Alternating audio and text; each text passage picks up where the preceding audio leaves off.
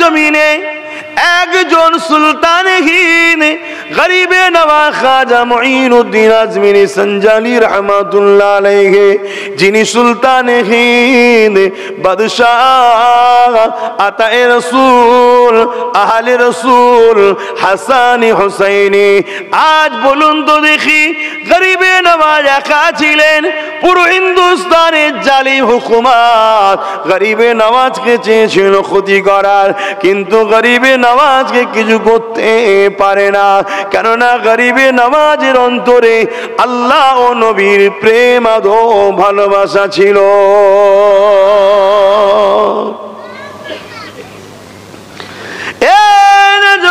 তরুণেরা, আমার নবী পাখি প্রেমিকেরা, আমার রাসূলুল্লাহর হুকুমে গরিবে নওয়াজ সুলতানহীন হিন্দুস্তানে এসেছে।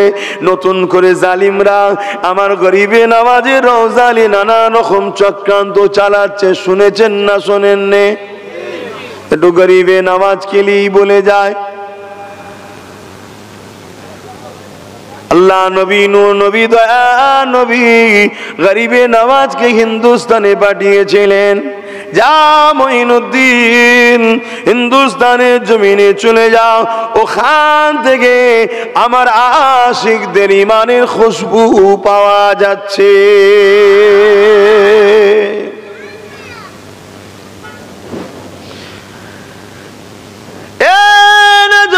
তরুণেরা, সুলতানহীন গরিবে নওয়াজ খাজা মুঈনুদ্দিন আজমিরি রহমাতুল্লাহ আলাইহি হিন্দুস্তানের জমিনে চলে আসলে, এমন করে আনা সাগরের পাশে একটা খালি জায়গা পড়ে রয়েছে। ওই জায়গাতে গরিবে নওয়াজ তিনি তিনার সাথীদের দিয়ে বসলেন। ওই জায়গাতে আজান দিতে বলা হলো, আনা সাগরে উযু করা হলো, গরিবে নওয়াজ নামাজ আদায় করতে লাগলো। এ যুবকেরা, তরুণেরা, বাপেরা, সন্ধ্যা হয়ে আসতে লেগেছে। যে জায়গাতে গরিবে নওয়াজ বসেছিল, এই সময় রাজার লোকেরা এসে বলতে লেগেছে, এ মুসলমান এখান থেকে ওঠো, কেননা এই জায়গাতে রাজার উট বসে। গরিবে নওয়াজ বলতে লাগলেন, বিশাল তো জায়গা পড়ে রয়েছে, অন্য কোনো জায়গাতে তোমরা তো বাঁধতে পারো। কিন্তু রাজার লোকেরা বলতে লাগলো, না, এই জায়গা থেকে আপনাকে উঠতে হবে, কেননা এই জায়গাতে রাজার উটটা বসবে। গরিবে নওয়াজ খলিফাদেরকে বলতে লাগলে, চলো বাবা, এই জায়গায় যখন রাজার উট বসবে, বসেই থাক, আমরা অন্য জায়গায় চলে যাই। গরিবে নওয়াজ বলে যখন চলে গেলে, পরের দিন সকাল হয়েছে, উটকে আবার চড়াবার জন্য নিয়ে যাতায়াত চেষ্টা চলছে, কিন্তু ওই জায়গাতে আর উটকে তুলতে পারছে না, কেননা গরিবে নওয়াজ বলেছে, এই জায়গায় যখন উট বসবে, বসেই থাক। এই যে বসেই থাক যখন বলেছে, ওই উটকে তোলার চেষ্টা করতে লেগেছে, অনেক আঘাত দিচ্ছে, কোনোভাবেই উঠাতে পারছে না। এ যুবকেরা, তরুণেরা, এই খবর রাজার গায়ে চলে গেল। রাজা তখন বললে, যাও ওই মুসলমান ফকির সাহেবকে যে বলো ভুল হয়ে গেছে, অবালা পশুগুলো খেতে পারবে না, ওদেরকে ছেড়ে দিতে বলো। গরিবে নওয়াজ বলেছিলে, ইসলাম কখনো কারোর উপরে জুলুম করা শেখায় না, হাত্তাকে যদি ছোট একটা পিপিলিকাও হয়, তার উপরেও জুলুম করা যাবে না। তাই আমি কখনো অবলা পশুর উপরে জুলুম করিনি, কিন্তু এই পশুগুলো জিনার হুকুমে বসে আছে, ওই পশুগুলোর কাছে যে বলতে বলো, তিনার হুকুমে উঠে পড়ো, অবশ্যই দেখবে আল্লাহ দয়াতে উঠে পড়বে। বাদশাহ লোকেরা এসে বলতে লাগলো, জিনার হুকুমে তোমরা বসে আছো, তিনার হুকুমে উঠে পড়ো। সঙ্গে সঙ্গে উটগুলো উঠে দাঁড়িয়ে যায়। আরো জোরে বলুন সুবহান। সারা জীবন যে নবী আমার তোমার আমার জন্য কেঁদেছেন, আজও রওজা মোবারকে তোমার আমার জন্য কাঁদছেন, সেই নবী পাকে মোহাব্বত করো, ভালোবাসো। তিনি যে দিন ইসলামকে রেখে গেছে তোমার আমার কল্যাণের জন্য, সেই দিন ইসলামকে অনুসরণ করে চলো। দুনিয়ার জমিনে দুটো দিক আছে, একটা হলো রহমানের দিক, আর একটা হলো ইবলিস শয়তানের দিক। ইবলিস শয়তান কোনোদিন চাইবে না তোমরা আল্লাহর পক্ষে রাসূলের পক্ষে ন্যায়ের পক্ষে থাকো। তোমাদেরকে সর্বসময় ইবলিস চাইবে যে কাজগুলো করলে আল্লাহ ও রাসূল নারাজ হবে ওই কাজগুলো করাবার চেষ্টা করবে। এটা ইবলিস চাইবে সব সময়। মসজিদে যাওয়ার কথা ইবলিস বলবে না, কিন্তু গান ফাংশন যাত্রার দিকে তোমাদেরকে টেনে নিয়ে যাবে। মুসলমান ঘরে ছেলে মেয়েরা, তরুণেরা, বাপেরা, এ নবী পাখির উম্মত উম্মতি গণেরা, যুগে যুগে আলেম উলামারা বুঝিয়েছে। আজকে আমরাও বুঝাচ্ছি দুনিয়া চিরস্থায়ী নয়। অনেকে এসেছে চলে গেছে, আর আমি তুমি আছি, আবারও চলে যাব। কবরের জমিনে তো সবাই শুইয়ে দেবে। মিনহা খালাকনাকুম ওয়া ফিহা নুঈদুকুম ওয়া মিনহা নুখরিজুকুম তারাতান উখরা বলে তো মাটি দিয়ে আসবে। ওই কবরের জমিনে যদি তুমি আমি দুনিয়ার জিন্দেগিতে আল্লাহ ও রাসূলকে খুশি করে যেতে পারি, তবে কবরের জমিনে আল্লাহ তোমার আমার জন্য জান্নাতের একটা টুকরা বানিয়ে দেবে। মৃত্যু তো হবে, এটা সত্য কথা নাকি গো? আর না মৃত্যুর দরজা বন্ধ হয়ে গেছে, আর হবে না, মৃত্যু হবে, এটা সত্য কথা। যদি তুমি আমি আল্লাহ ও রাসূলকে নারাজ করে যাই, কবরের জমিনে জাহান্নামের একটা গর্ত করা হবে। আল্লাহ কিছু কিছু সময় কিছু কিছু নিদর্শন দেখিয়ে থাকে। অনেক কবর ধসে গেছে, যাওয়ার পরে দেখা গেছে মাইয়ের তো টাটকা আছেই আছে, কাফনটাও টাটকা আছে। জোরে বলুন সুবহানাল্লাহ। আবার অনেক কবর তার ভেতর থেকে দাও দাও করে আগুনের নিদর্শনও দেখাচ্ছে আল্লাহ। এত কিছু দেখাবার পরেও যদি আমরা না শুধরাই, তাহলে জানতে হবে খতমাল্লাহু আলা কুলুবিহিম, আমাদের অন্তরে আল্লাহ মোহর মেরে দিয়েছে। তরুণেরা, দুনিয়া চিরস্থায়ী নয়। আল্লাহ নবী নূহ নবী দয়া নবী তিনি তোমাকে আমাকে জানিয়ে দিয়ে গেছে, একটা দিন তোমাকে আমাকে কবরের জমিনে যেতে হবে। ওই কবরটা হলো আখিরাতের প্রথম মঞ্জিল। ওই কবরে যাওয়ার আগে দুনিয়ার বাকি যতদিন আল্লাহ জিন্দেগি দিয়েছে, ওয়াল তানজুরু নাফসুম মা কদ্দামাত লিগাদ, প্রতিটা নফসের উচিত আল্লাহ কোরআনে জানিয়ে দিলেন আখিরাতের জন্য সঞ্চয় তৈরি করে নেওয়া। কেন আখিরাতটা বড় কঠিন জায়গা হবে। আমরা তো সবাই বলি পরকাল আখিরাত, কিন্তু কত কঠিন হবে। আল্লাহ নবী সাহাবা হুজুর দিগকে নিয়ে প্রায় আলোচনা করেন, বাবারা তোমরা আখিরাতের জন্য চিন্তা করো বাবা। আল্লাহ পাকের কাছে ময়দানে মাশরের জন্য দোয়া চাও বাবা। সাহাবা হুজুররা জিজ্ঞাসা করলেন, ইয়া রাসূলুল্লাহ হাবিবাল্লাহ, ময়দানে মাশরটা কেমন হবে হুজুর?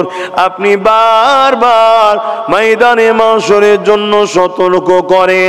আল্লাহ নবী বলেছিলেন একটা দিন হবে কানা মিকদারু 50 আলফা সানাতিন, 50,000 বছর যত দিন হবে এই রকম লম্বা একটা দিন হবে। ওই দিনে মানুষকে ওই জমিনের উপরে দাঁড়িয়ে থাকতে হবে, যেখানে মাথার এক বেগ দেখতে এক হাত উপরে আল্লাহ সূর্যকে নামিয়ে দেবে, সূর্যে 12 গুণ তাপ আল্লাহ বাড়িয়ে দেবে।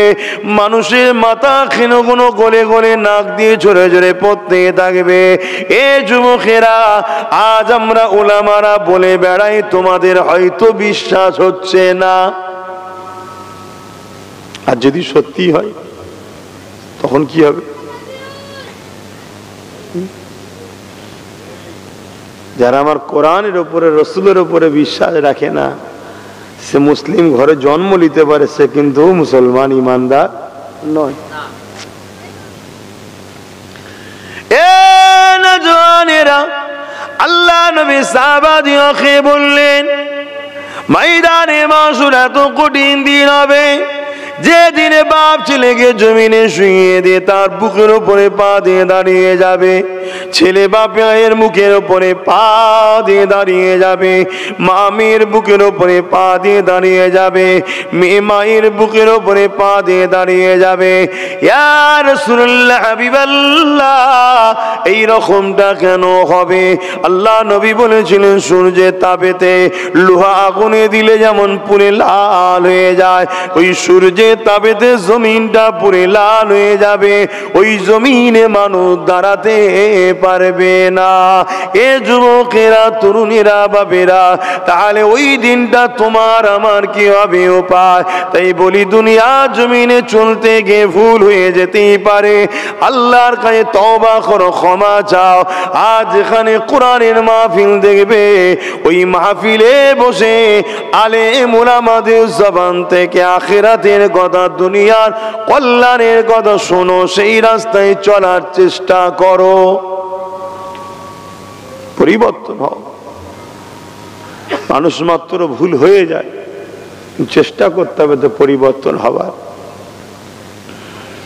আল্লাহ নবী সাহাবাদিগকে বলেন, এমনও বান্দা পাওয়া যাবে ময়দানে মাশরেতে তার শরীরের পাসিনা বেরোতে বেরোতে এক হাঁটু পর্যন্ত হয়ে যাবে। এমনও বান্দা পাওয়া যাবে পাসিনা বেরোতে বেরোতে এক কোমর পর্যন্ত হয়ে যাবে। এমনও বান্দা বান্দি পাওয়া যাবে ওই পাসিনা এক বুক পর্যন্ত হয়ে যাবে। এমনও বান্দা বান্দি পাওয়া যাবে ওই পাসিনা তাদের গলা পর্যন্ত পৌঁছে যাবে। এ যুবকেরা, তরুণেরা, এমন নবী পাকের উম্মত উম্মতিগণেরা, সামান্যই দুনিয়ার মায়াজালে জড়িয়ে গিয়ে আখিরাতকে হারিয়ে ফেলবেন না।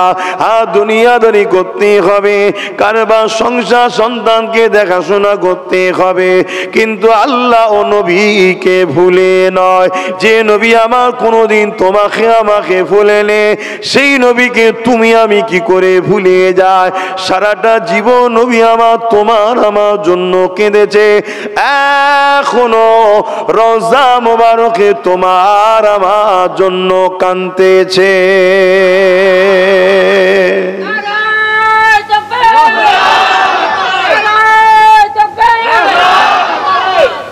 গরমের সময় হজ করলে এক জ্বালা, শীতকালে হজ করলে আর এক জ্বালা। এই বেঁধে বুঁধে হজ হয়, না বাঁধলেও তো কষ্ট হচ্ছে, ঠান্ডা হওয়া লাগছে। ঠিক। আহা, নবী আমার আজও তোমার আমার জন্য কাঁদছে। উম্মত হিসাবে ভাবো, উম্মত হিসাবে ভাবো। এত দরদি, এত আপন কেউ নয়, কেউ নয়।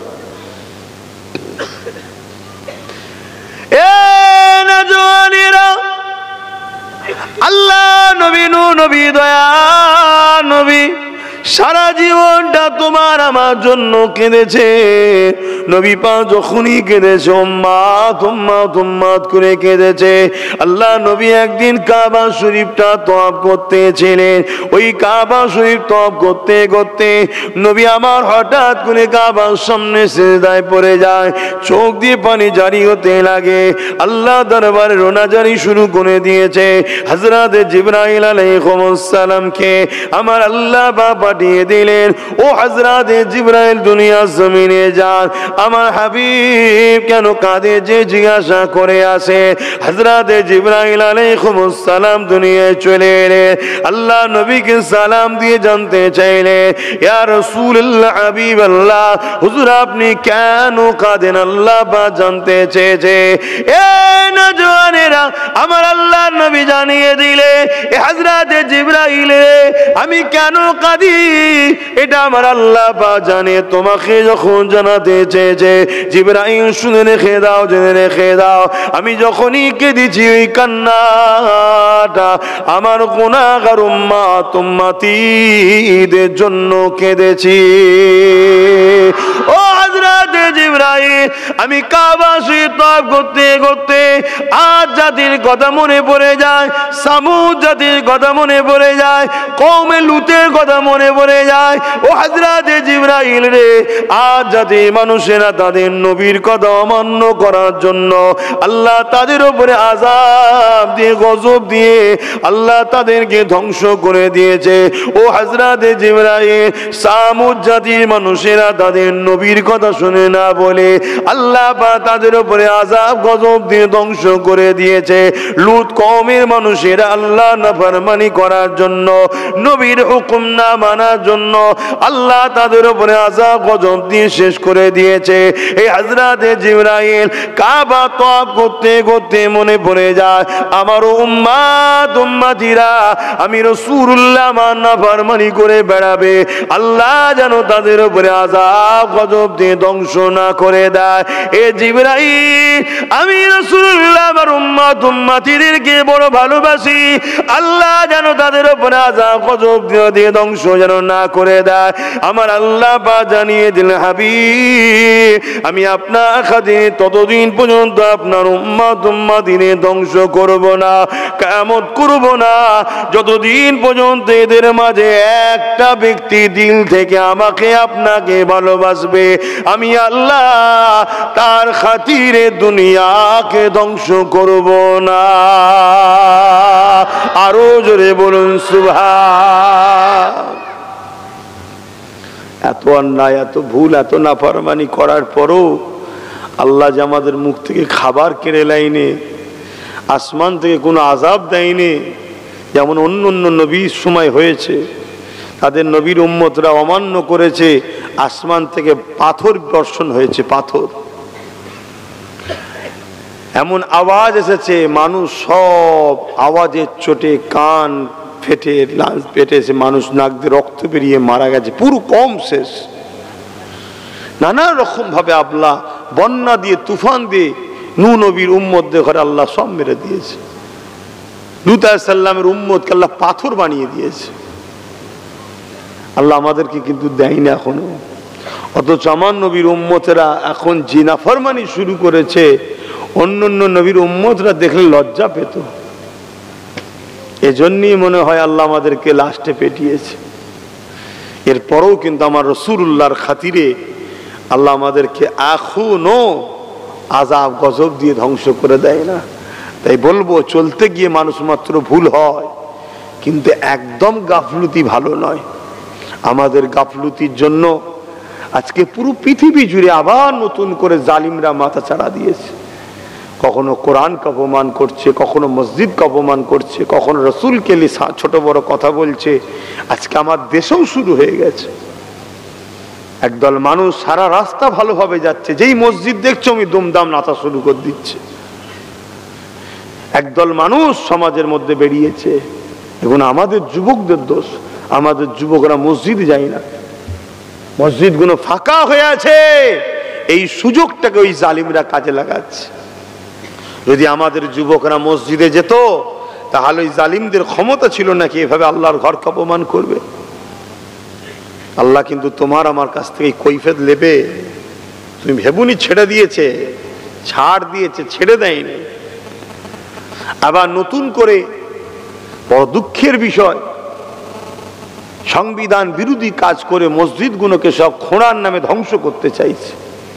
বলছে মসজিদের তলায় নাকি মন্দির রয়েছে। আমি অন্য কোনো ধর্মকে ছোট করতে চাইছি না, এরা ধর্মের সুশ্রীদের রাজনীতি করছে, এরা মোটেই হিন্দুদের কেউ নয়।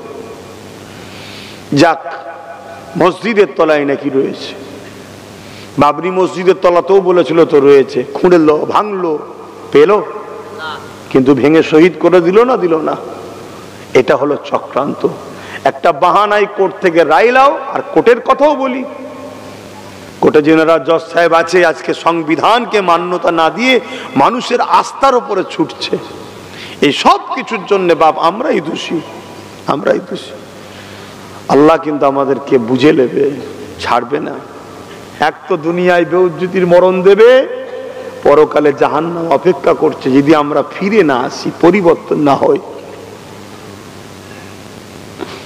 নবীকে মহব্বত করেন, দিলে ঈমান আনেন। নবীর মহব্বত ও আদবের নাম হলো ঈমান। ঈমান থাকলে কোনো জিনিসকে ভয় লাগে না, অন্যায়কে ভয় লাগে। যত বড়ই যেই হোক, দানব হোক আর জিন হোক আর মানবরূপী শয়তান হোক আর ইবলিস হোক, ভয় কাউকে খায় না ঈমানদাররা। উপরন্তু ঈমানদারকে দানবও ভয় খায়, জিনও ভয় খায়, মানবরূপী শয়তানও ভয় করে। ঈমান হলো হুজুরের প্রেম, যেটা আমাদের মধ্যে খুবই কম। একেবারে নেই বলবো না, কারণ নেই মানে তো বেঈমান। আমি তো বেঈমান কাফের বলতে পারবো না, তবে কিন্তু খুবই কম। কতটা কম? ওই কচুর পাতায় পানি দিয়ে দেখবেন যেমন টলমল করছে, আমাদের ঈমান ওরকম টলমল করছে। এ জায়গা থেকে এখনো সময় আছে, তওবা করুন। দুনিয়াবি গান বাজনা, যাত্রা, ফাংশন, লোভ লালসা এবং বদমাইশ, চরিত্রহীন, জালিম, অত্যাচারী, চোর, ডাকাত, খুনি নেতাদের সোহবত ছাড়ুন। এরা আপনাদের ঘরে কখনো ভালো জিনিস দেবে না, এরা আপনাদের ঘরে খারাপের দিকেই নিয়ে যাবে। আসেন আলেমে হাক্কানীদের সোহবত উঠা বসা করেন, যাদের মুখের দিকে তাকালেও ছোট ছোট গুনাহ মাফ হয়ে যাবে। জোরে বলুন সুবহানাল্লাহ। কারণ এরা নবীর ওয়ারিস, আলেমে হাক্কানী। আল্লাহ আমাদেরকে বুঝার তৌফিক দেন। বাপেরা, নওজওয়ানেরা, যুবকেরা, তরুণেরা, এ আমার নবী পাকের উম্মত উম্মতি গণেরা, এই দুনিয়া মা তোমার কারো জন্য চিরস্থায়ী নয়। কত মানুষ এসেছে, বালাখানা তৈরি করেছে, সব রয়ে গেছে, চলে গেছে। আবার কত মানুষ রাজ ক্ষমতা দখল করেছে, ওই গদি রয়ে গেছে, মানুষগুলো চলে গেছে। তাই বলে দিয়ে যায়, হৃদয়ের মধ্যে আল্লাহ নবীর প্রেম ও মহাব্বত নিয়ে যান।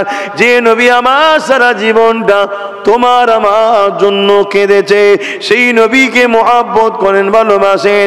এই জীবনটাকে রাসূলুল্লাহর জন্য, আল্লাহর জন্য কুরবান করে দেয়।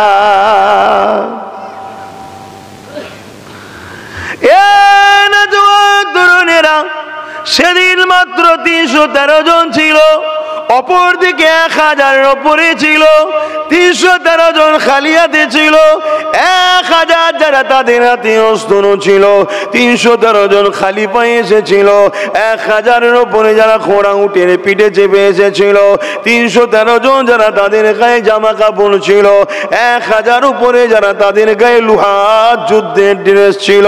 কিন্তু 313 জনের মধ্যে এমন একটা পাওয়ার ছিল, ওই পাওয়ারের কাছে 1000 সুসজ্জিত যোদ্ধা পরাজিত হয়ে গিয়েছিল।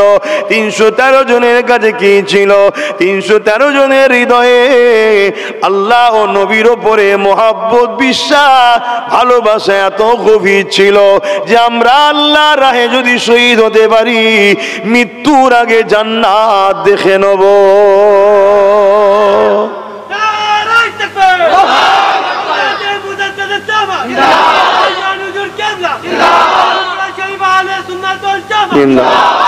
বড় আল্লাহ, বড় প্ল্যান করে আমাদের সেই ঈমানকে বার করে নেওয়া হচ্ছে। বড় প্ল্যান করে, বড় প্ল্যান করে আমাদের ছেলেদের কাছে এই ঈমানের মূল্য কত, এটাই ভুলে যাচ্ছি আমরা। কেন? দুনিয়া জানে এদের কাছে যতদিন ওই অগাধ বিশ্বাস, ভালোবাসা, মহব্বত, আদব আল্লাহ ও রসুলের উপরে থাকবে, ততদিন এদের সংখ্যাটা কত সেটা বড় কথা নয়, এরাই কামিয়াবি হবে।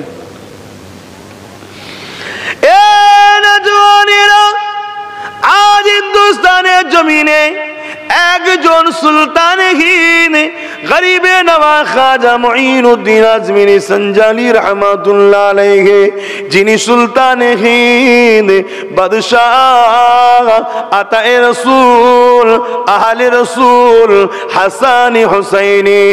আজ বলুন তো দেখি, গরিবে নওয়াজ একা ছিলেন, পুরো হিন্দুস্তানের জালিম হুকুমত গরিবে নওয়াজকে চেয়েছিল ক্ষতি করার, কিন্তু গরিবে নওয়াজকে কিছু করতে পারে না। কেননা গরিবে নওয়াজের অন্তরে আল্লাহ ও নবীর প্রেম আদো ভালোবাসা ছিল।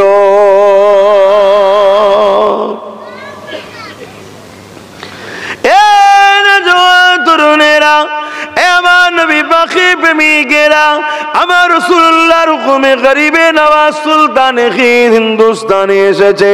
নতুন করে জালিমরা আমার গরিবে নওয়াজের রওজালি নানা রকম চক্রান্ত চালাচ্ছে, শুনেছেন না শোনেননি? একটু গরিবে নওয়াজ কেলেই বলে যায়। আল্লাহ নবী নূর নবী দয়া নবী গরিবে নওয়াজকে হিন্দুস্তানে পাঠিয়েছিলেন।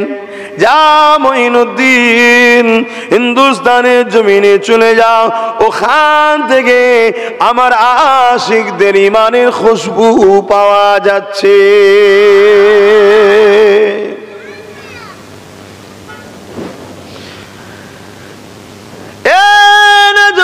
তরুণেরা সুলতান হিন্দ গরিবে নওয়াজ খাজা মঈনুদ্দিন আজমিরি রহমাতুল্লাহ আলাইহি হিন্দুস্তানের জমিনে চলে আসলে এমন করে আনা সাগরের পাশে একটা খালি জায়গা পড়ে রয়েছে। ওই জায়গাতে গরিবে নওয়াজ তিনি তিনার সাথীদের দিয়ে বসলেন। ওই জায়গাতে আজান দিতে বলা হলো, আনা সাগরে উযু করা হলো, গরিবে নওয়াজ নামাজ আদায় করতে লাগলো। এ যুবকেরা তরুণেরা বাপেরা সন্ধ্যা হয়ে আসতে লেগেছে। যে জায়গাতে গরিবে নওয়াজ বসেছিল এই সময় রাজার লোকেরা এসে বলতে লেগেছে, এ মুসলমান এখান থেকে ওঠো, কেননা এই জায়গাতে রাজার উট বসে। গরিবে নওয়াজ বলতে লাগলেন, বিশাল তো জায়গা পড়ে রয়েছে, অন্য কোনো জায়গাতে তোমরা তো বানতে পারো। কিন্তু রাজার লোকেরা বলতে লাগলো, না, এই জায়গা থেকে আপনাকে উঠতে হবে, কেননা এই জায়গাতে রাজার উটটা বসবে। গরিবে নওয়াজ খলিফাদেরকে বলতে লাগলে, চলো বাবা, এই জায়গায় যখন রাজার উট বসবে বসেই থাক, আমরা অন্য জায়গায় চলে যাই। গরিবে নওয়াজ বলে যখন চলে গেলে, পরের দিন সকাল হয়েছে, উটকে আবার চড়াবার জন্য নিয়ে যাতায়াত চেষ্টা চলছে, কিন্তু ওই জায়গাতে আর উটকে তুলতে পারছে না, কেননা গরিবে নওয়াজ বলেছে এই জায়গায় যখন উট বসবে বসেই থাক। এই যে বসেই থাক যখন বলেছে, ওই উটকে তোলার চেষ্টা করতে লেগেছে, অনেক আঘাত দিচ্ছে, কোনোভাবেই উঠাতে পারছে না। এ যুবকেরা তরুণেরা, এই খবর রাজার গায়ে চলে গেল। রাজা তখন বললে, যাও ওই মুসলমান ফকির সাহেবকে যে বলো ভুলে গেছে, অবালা পশুগুলো খেতে পারবে না, ওদেরকে ছেড়ে দিতে বলো। গরিবে নওয়াজ বলেছিলে, ইসলাম কখনো কারোর উপরে জুলুম করা শেখায় না, হাত্তাকে যদি ছোট একটা পিপিলিকাও হয় তার উপরেও জুলুম করা যাবে না। তাই আমি কখনো অবালা পশুর উপরে জুলুম করিনি, কিন্তু এই পশুগুলো জিনার হুকুমে বসে আছে, ওই পশুগুলোর কাছে যে বলতে বলো তিনার হুকুমে উঠে পড়ো, অবশ্যই দেখবে আল্লাহ দয়াতে উঠে পড়বে। বাদশার লোকেরা এসে বলতে লাগলো, জিনার হুকুমে তোমরা বসে আছো, তিনার হুকুমে উঠে পড়ো। সঙ্গে সঙ্গে উটগুলো উঠে দাঁড়িয়ে যায়। আরো জোরে বলুন সুবহান।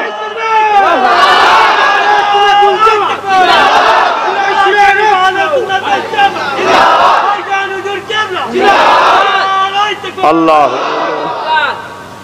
তকবীর দাও, আল্লাহর দাও, রসুলের দাও, দাদা হুজুরের দাও, দিন ইসলামের দাও, আমার তকবীর দিতে হবে না, কারণ এটা জলসা। কথা বুঝে আসছে? আল্লাহর দেবে, নবীর দেবে, দাদা হুজুরের ওসিলায় পূর্ব ভারতের মানুষ দিন ইসলাম পেয়েছে, দাদা হুজুর ভুলে গেলে হবে? আর ইসলামের তকবীর দাও। কথা বুঝে আসছে? তো যাক, আমার গরিবে নওয়াজ খাজা মঈনুদ্দিন চিশতি আজমিরি 850 বছর আগে যে উটকে বসিয়েছিল, সেই উটকে তোলার কারো ক্ষমতা হয়নি। আজকে নাকি শুনছে গরিবে নওয়াজের মাজারকে তুলবে। শুনছেন তো নাকি? হায় হায় হায়, আল্লাহ পাক গরিবে নওয়াজকে এত ক্ষমতা দিয়েছিলেন, কেন গরিবে নওয়াজ আল্লাহ ও রসুলের হয়েছিলেন, আমরা হতে পারিনি? তরুণেরা, আমার গরিবে নওয়াজ খাজা মঈনুদ্দিন আজমিরি রহমাতুল্লাহ আলাইহি দরবারে বাদশাহ শাহজাহান একদিন এসেছে, এমন করে দেখা যায় গরিবে নওয়াজের দরবারে ঢুকতে লেগেছে। কোন কোন কিতাবে অরঙ্গজেব হুজুরের কথা আছে, যাক তিনি রওজার মধ্যে ঢুকতে লেগেছে। ওই গেটে দেখা যায় একজন মানুষ দাঁড়িয়ে দাঁড়িয়ে কাঁদে আর বলে, এই সুলতান খির, আমার চোখে রোশনি নাই, দোয়া করেন যেন আল্লাহ ফিরিয়ে দেয়। এই সুলতান খির, আমার চোখে রোশনিকে ফিরিয়ে দেন। এইভাবে যখন কাঁদতে লেগেছে, বাদশা দাঁড়িয়ে গিয়ে জিজ্ঞাসা করে, বাবা কতদিন তুমি এইভাবে কাঁদতেছ? তোমার চোখে রোশনি তুমি কতদিন এসেছো? সে বলল, বছর পার হয়ে গেছে। গরিবে নওয়াজের দরবারে 1 বছর পার হয়ে গেছে, এইভাবে দোয়া চাইতে লেগেছি, কিন্তু আমার চোখে রোশনি আমি ফিরে পাচ্ছি না। সুলতান বাদশা বলতে লেগেছে, আমি বাজারের ভেতরে যাচ্ছি, বেরিয়ে আসার পরে যদি তোমার চোখে রোশনি না ফিরে পাও, আমি তোমাকে মৃত্যুদণ্ডের শাস্তি দেব। কিসের শাস্তি? মানে কতল করে দেওয়া হবে, মৃত্যু দেওয়া হবে। এতদিন চোখের জন্য দোয়া চাইছিল, এবার হাত তুলে বলছে, হুজুর আপনি দয়া করেন, আল্লাহর কাছে দোয়া করেন, হুজুর আপনি আমার চোখের রোশনি ফিরিয়ে দেন।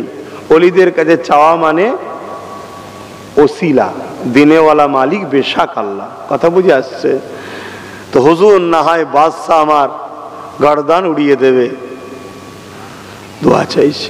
কিছুক্ষণ পরে আল্লাহ পাক ওই অন্ধ মানুষের চোখের রোশনি ফিরিয়ে দিয়েছে। জোরে বলুন সুবহানাল্লাহ।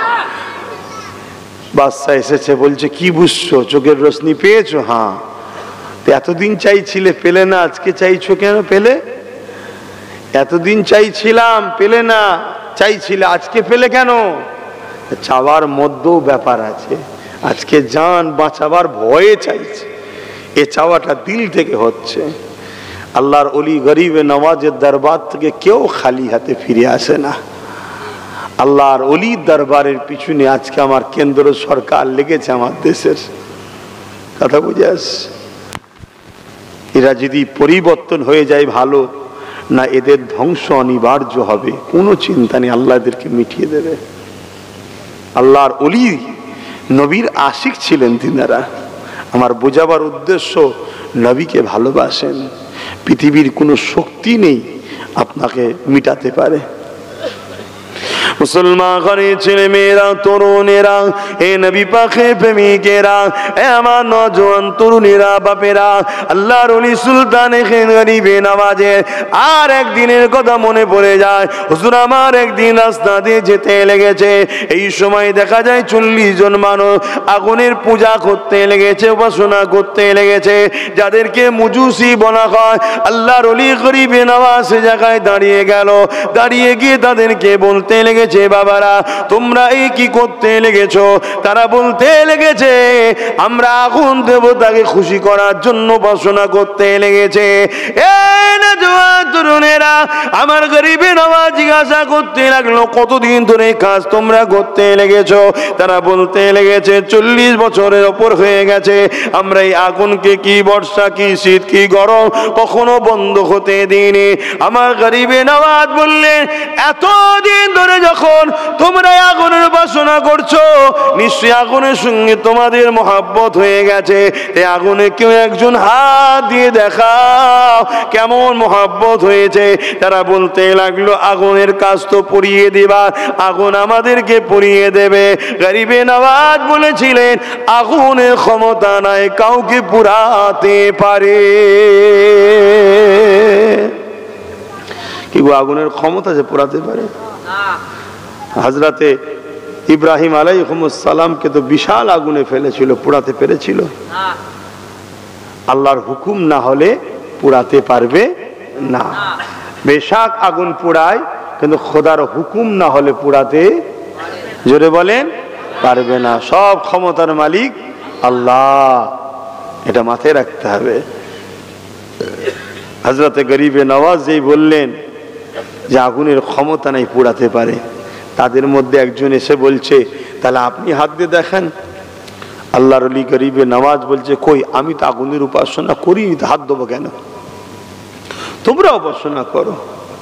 আমি তো আগুনের উপাসনা করি না, আমি আগুন যিনি সৃষ্টি করেছেন সেই আল্লাহর উপাসনা করি। জোরে বলুন সুবহানাল্লাহ।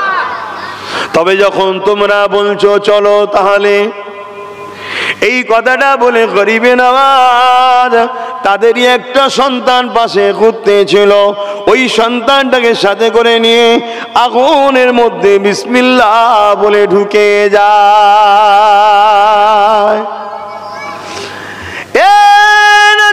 তরুণেরা এমন করে গরিবে নওয়াজ যখন তাদেরই একটা সন্তানকে আগুনের মধ্যে নিয়ে ঢুকে যায়, আর তারা চিৎকার চেঁচামেচি শুরু করে দিয়েছে, আরে মুসলমানটা নিজে পূর্বে পুরুষ, আমাদের বাচ্চাটাকে কেন সাথে নিয়ে গেল? এই কথাই কথাই লোক বাড়তে লেগেছে, ভিড় জমে গেছে। দীর্ঘক্ষণ কেটে যাবার পরে এমন করে গরিবে নওয়াজ কাপড়টা ঝাড়তে ঝাড়তে ঝাড়তে ঝাড়তে ওই বাচ্চাকে নিয়ে আগুনের মধ্যে থেকে বাহির হতে লেগেছে। আরো জোরে বলুন সুবহান। তরুণেরা, আল্লাহ যারা হয়ে যাবে, নবী যারা হয়ে যাবে, দুনিয়া শুধু আগুন নয়, আখিরাতের আগুন জাহান্নামও তাদেরকে পোড়াতে পারবে না। তাই বলে দিয়ে যায়, দুদিনের মায়াজালে জুড়ে দুনিয়াদারি করুন করতে নিষেধ না, সংসার করুন করতে নিষেধ না, ব্যবসা বাণিজ্য করুন করতে নিষেধ না, তবে আমার নবী যেভাবে দেখিয়েছে এইভাবে করুন, ওর বিখিলা কোনো কাজ করতে যাবেন না, তাহলে দুনিয়াও যাবে আখিরাতও শেষ হয়ে যাবে। এ যুবকেরা, তরুণেরা, গরিবে নওয়াজের অবস্থা দেখে ওই 40 জন মানুষ যারা আগুনের উপাসনা করতেছিল তারা আগুনকে ছেড়ে দিয়ে আমার গরিবে নওয়াজের কদমে সিজদায় পড়ে যায়, গরিবে নওয়াজের উপাসনা শুরু করে দিয়েছে। গরিবে নওয়াজ তাদেরকে বলতেই লাগলো, বাবারা তোমরা কেন আমার কাছে মাথা নত করছো? তুমিও মানুষ আমিও মানুষ, মাথা নত একমাত্র তিনার কাছে হবে যিনি আমাকে আগুনের মধ্যে ও হিফাজত করেছিলে। আরো জোরে বলুন সুবহান। আল্লাহু আকবার।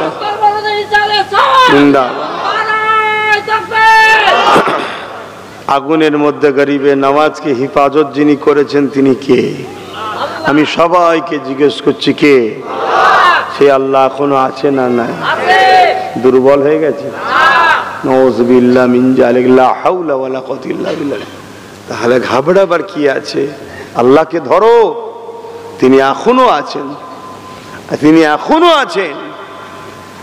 কোনো জিনিস তিনাকে স্পর্শ করতে পারে না, কোনো দুর্বল, কোনো কমজোর তিনার কখনো শুরুও নাই শেষও নাই। তিনি তো আল্লাহ। জোরে বলুন সুবহানাল্লাহ। তাদেরকে গরিবে নওয়াজ বলছে, বাবারা তোমরা যদি আগুন থেকেই মুক্তি পেতে চাও, যিনি আমাকে আগুন থেকে মুক্তি দিয়েছে তোমরা তার উপাসনা করো। তারা বলতে লেগেছে, বাবা তাহলে কে, রাস্তা দেখান। গরিবে নওয়াজ তাদেরকে বলে দিল, বলো লা ইলাহা ইল্লাল্লাহ মুহাম্মাদুর রাসূলুল্লাহ, লা ইলাহা ইল্লাল্লাহ মুহাম্মাদুর রাসূলুল্লাহ। এই কালেমা খানা দিল থেকে মেনে নাও, জবানে উচ্চারণ করে দাও, আল্লাহ পাক তোমাকে জাহান্নামের আগুন থেকেও বাঁচাবে।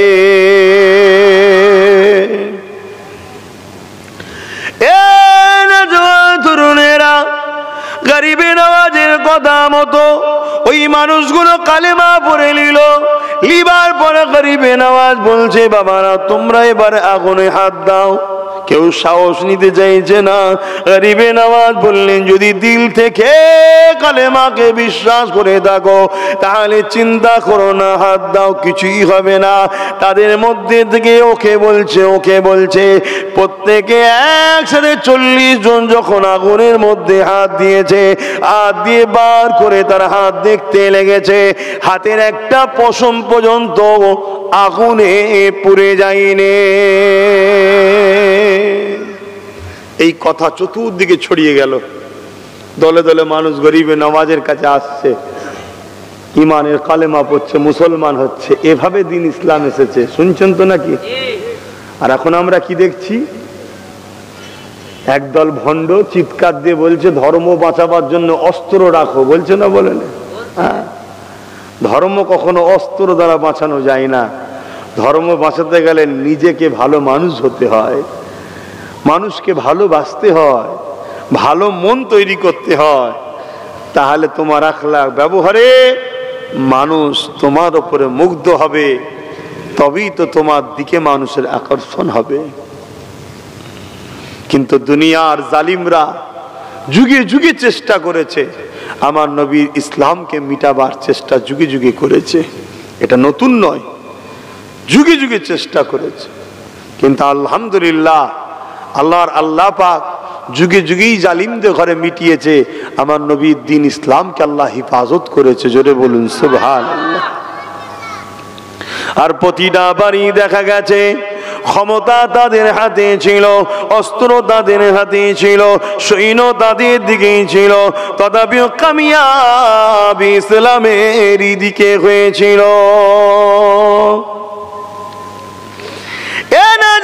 তরুণেরা, এমন নবী পাখির প্রেমিকেরা এমন করে ইতিহাসের পাতায় পাওয়া যায়।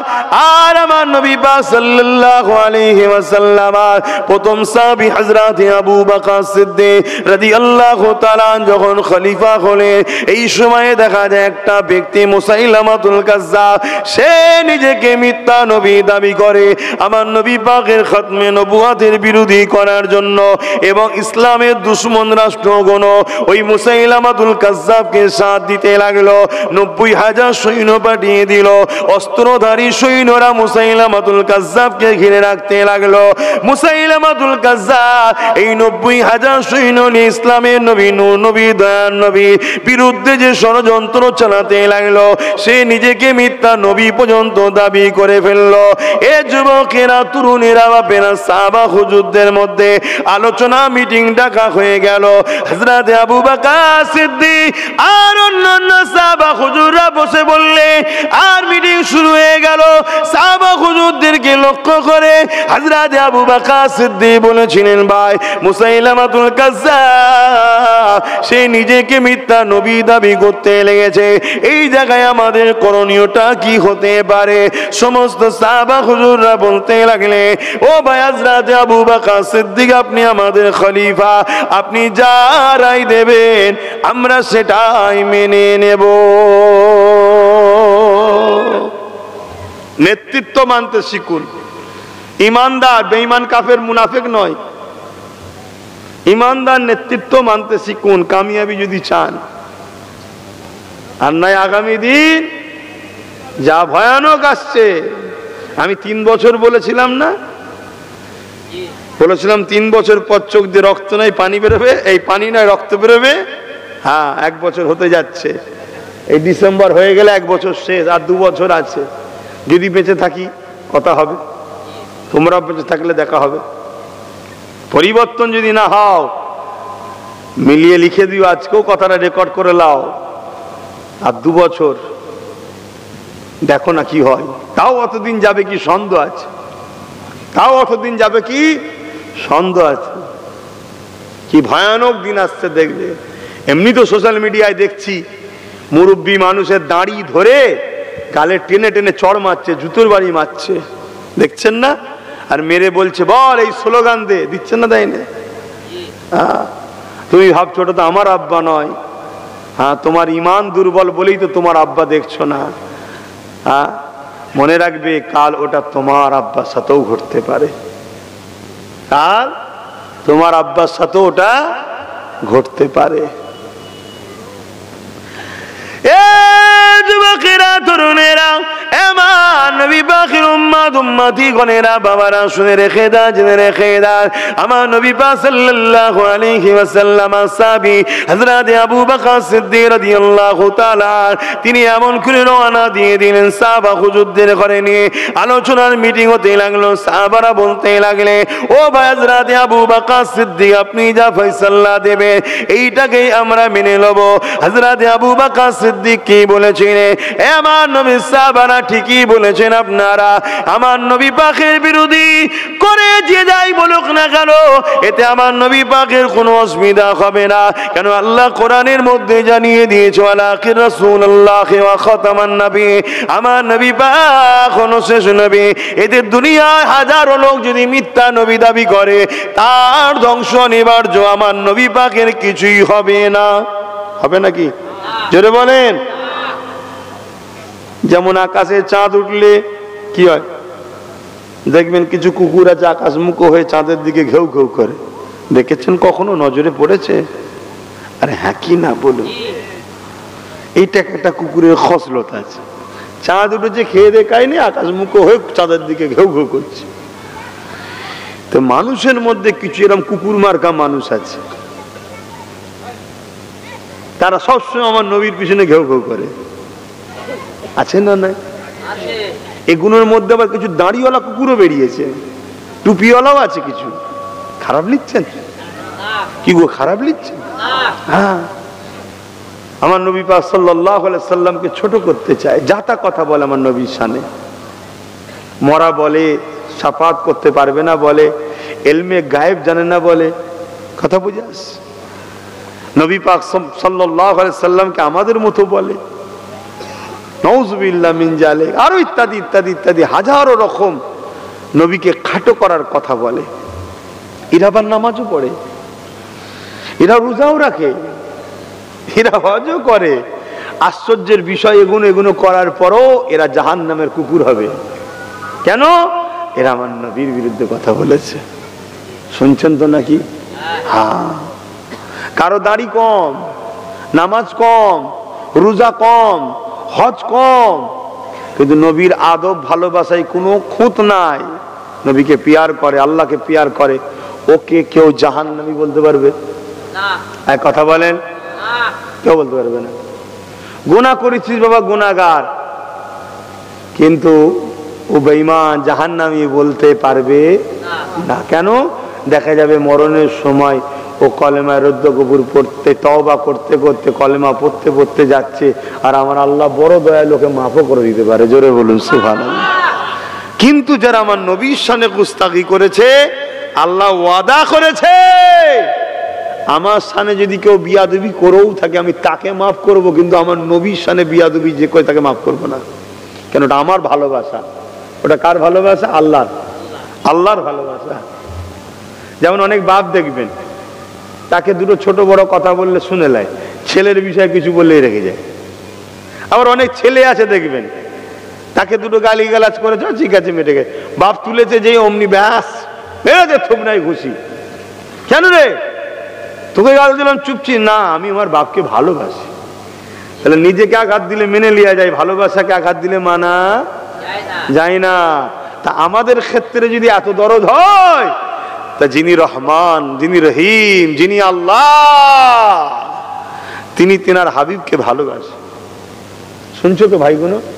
তিনি তেনার হাবিবকে ভালোবাসেন। তাই আল্লাহ বলেছে, কেউ যদি আমার সাথেও ভুল ভ্রান্তি করে ফেলে, ক্ষমা চাইলেই মাফ করে দেবো, কিন্তু আমার হাবিবের সামনে কেউ যদি গুস্তাখি করে, আমি তাকে ক্ষমা করব না, হিদায়েতের রাস্তা দেখাবো না। আল্লাহ যদি রাস্তা না দেখায় হিদায়েত হবে? এই যে তোমরা বসেছো, তোমরা নিজের ক্ষমতায় বসছো না আল্লাহ বসিয়েছে? হ্যাঁ, এটা মাথায় রেখো। আল্লাহ জানি না তোমাদের কোন কাজটা আল্লাহর পছন্দ, আমি জানি না, কিন্তু তোমাদেরকে আল্লাহ ভালোবাসে, তাই নিয়েছে বসিয়েছে। ঠিক তেমনি হিদায়েত আমার আল্লাহ যাকে দেয় সে হিদায়েত হতে পারে, হাজারো চেষ্টা করলেও হয় না। আল্লাহ যদি দয়া না করে হিদায়েতের দরজা না খোলে, হিদায়েত হতে পারবে না। তা আমার হাবিবের সামনে যারা গুস্তাখি করবে, আল্লাহ বলেছে তাদের হিদায়েতের রাস্তা আমি দেখাবো না। কেন? ও বেটাকে আমি জাহান্নামে দেবো। শুনছেন তো নাকি? অতএব সব জায়গায় ভুল ভ্রান্তি গুঞ্জাইশ আছে, শুধু নবীর ব্যাপারে আল্লাহ বলেছে কোনো ছাড় নেই। তাই আমরা একটু নবীর বিষয়ে বেশি আলোচনা করি, আল্লাহকে খুশি করবো বলে, যাতে আল্লাহ আমাদের উপরে খুশি হয়ে যায়। যে আব্বাস আমার বন্ধুর কথা বলে রে, চলো ওর উপরে রাজি হয়ে গেলাম। এজন্যই বলি, এজন্যই যেখানে যায় একটু নবীর কথা বেশি শোনায়। যদি মালিক একবার রাজি হয়ে যায়, যে বদমাইশি করেছে অনেক, ভুল করেছে অনেক, কিন্তু আমার বন্ধুর কথা তো বলে, যেখানে যাই বন্ধু বন্ধু করে, চলো ওর উপরে রাজি হয়ে গেলাম বন্ধুর খাতিরে। তো এটার জন্যই আমরা বেশি বেশি নবীর কথা বলি। হ্যাঁ, অন্য আলোচনাও করি, কিন্তু বেশি নবীর কথা বলি। কেন? আল্লাহর কোরআনে আল্লাহ অনেক কিছু আলোচনা করেছে, তবে নবীর কথা বেশি বেশি বলেছে। জোরে বলুন সুবহানাল্লাহ। আল্লাহ নিজেও তার বন্ধুর কথা বেশি বলেছে। কি গাট্টু বলবো না? ঠান্ডা লাগছে। আমার আব্বা তো পুরো একদম চোখ দুটো বার করে বসে আছে, বাকি সব ঢেকে দিয়েছে। ঠিক আছে, বসেন বসেন বসেন, ঠান্ডা লেগে যাবে, ঠান্ডা লেগে যাবে। বস। আর ও ঘুমোচ্ছে, ওকে একটা বালিশ দাও না। ও কোন দিকে চেয়ে আছে বুঝাও তো মুশকিল। আল্লাহর কুদরত, কথা বুঝে আসছে না? আল্লাহর কুদরত, আল্লাহ কি না পারে দেখুন। দরুদ শরীফ আল্লাহুম্মা সাল্লি আলা সাইয়্যিদিনা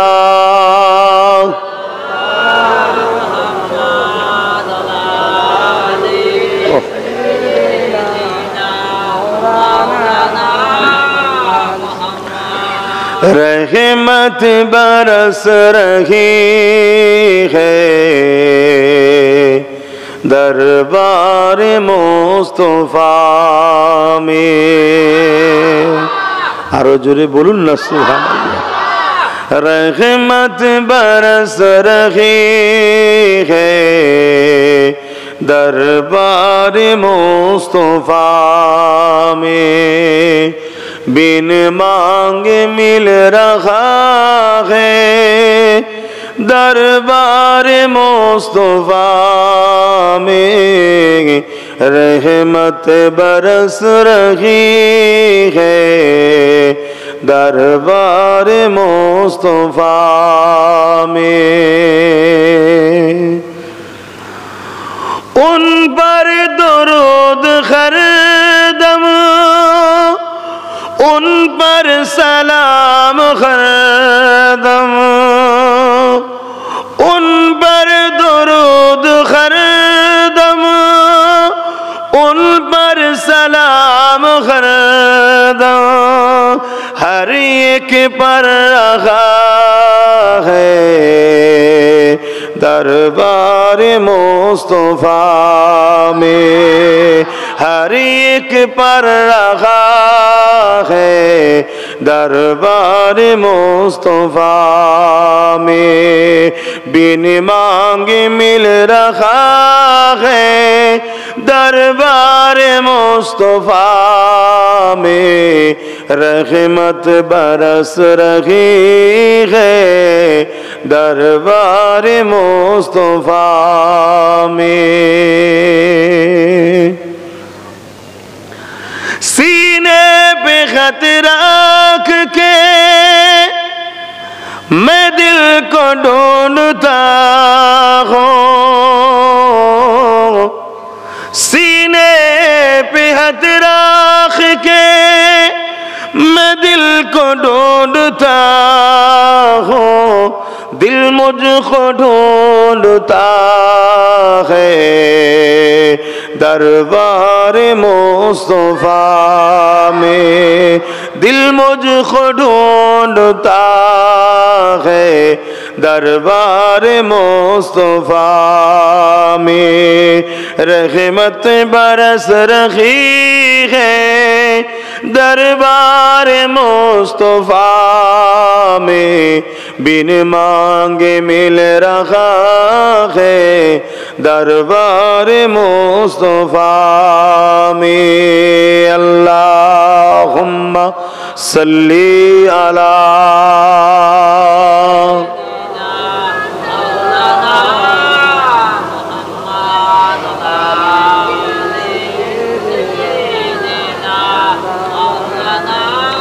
মুসলমানের ছেলেমেয়েরা, তরুণেরা, বাপেরা, এ নওজওয়ানেরা, যুবকেরা মন দিয়ে শুনে রেখে দেন।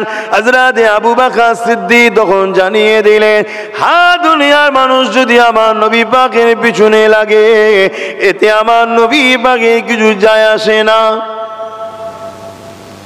যেমন আমি আগে উদাহরণ দিলাম, দুনিয়ার একদল মানবরূপী পশু আছে নবীর পিছনে লাগে, তারাও যদি নবীর পিছনে ঘেউ ঘেউ করে, যেমন আকাশের চাঁদ কিছু যায় আসে না, সব কুকুর যদি এক জায়গায় হয়ে যদি আকাশের দিকে ঘেউ ঘেউ করে, চাঁদের কিছু হবে?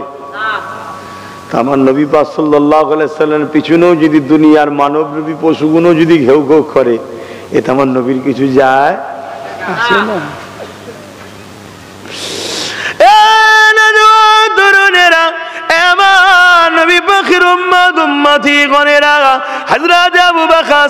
কিন্তু বলেছিলেন, ও আমার নবীর সাহাবারা, কিন্তু আমরা নবীকে ভালোবাসি বলি আমাদের ভালোবাসা তুই যে হাতটা দেখানো দরকার। আমি আবু বকর মুসাইলামাতুল কাজ্জাবকে বুঝাবো। আল্লাহ যখন কোরআনের মধ্যে জানিয়ে দিয়েছে ওয়ালাকির রাসূলুল্লাহ ওয়া খাতামান নবী, তাহলে আমি অবশ্যই বুঝাবো। কিন্তু সে যদি না বোঝে, সে যদি আমার নবী পাকের সাথে গুস্তাখি চরম বেয়াদবি করতে চায়, তাহলে আমি আবু বকর নিজের জানের বাজি লাগিয়ে হলো মুসাইলামাতুল কাজ্জাবের বিরুদ্ধে সংগ্রাম করতে চায়।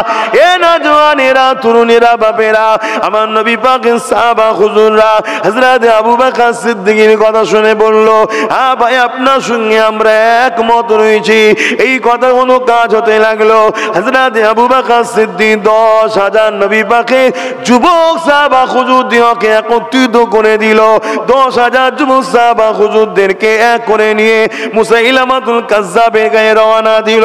মুসাইলামাতুল কাজ্জাব 90,000 অস্ত্রধারী সৈন্য নিয়ে তারা এমন করে ঘিরে রেখেছে মুসাইলামাতুল কাজ্জাবকে।